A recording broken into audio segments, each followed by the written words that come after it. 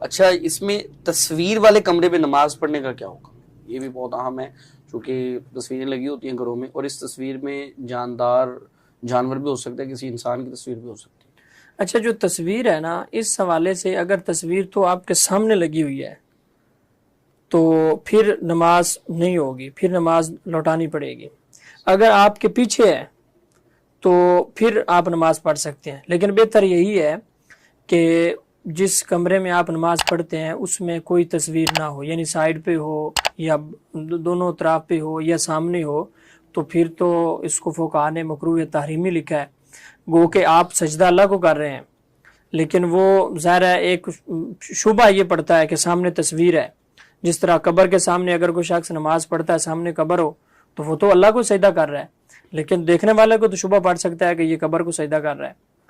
حالانکہ وہ تو کہے گا کہ میں اللہ تعالیٰ کو سجدہ کر رہا ہوں۔ اور تصویر کے والے سے ویسے بھی جو معاملہ ہے کہ تصویروں کو لٹکانا نہیں چاہیے اس طرح سے کہ ان کا ادب اور احترام کیا جائے۔ آپ گھر میں البم میں تصاویر رکھیں، موبائل میں رکھیں، کمپیوٹر میں رکھیں، یادگار کے لیے آپ اس کو کبھی کبھار نکال کے دیکھ لیں، بچوں کی تصاویر جس طرح ہوتی ہیں۔ تو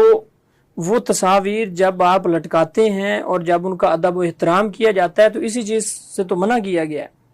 کہ آپ نے لٹکائی ہوئی ہیں اور ان کا بڑا ادب و احترام ہے، بڑا اکرام ہے۔ بعض تو دیکھا ہے کہ وہ تصویر ہے تو اس کے گرد وہ ہار وغیرہ اور ایسی چیزیں بھی ڈالی ہوئی ہوتی ہیں، تو وہ ادب و احترام، تصویر کا ادب و احترام نہیں ہے۔ جب یہ چیز آئے گی تو پھر خرابی پیدا ہوتی ہے۔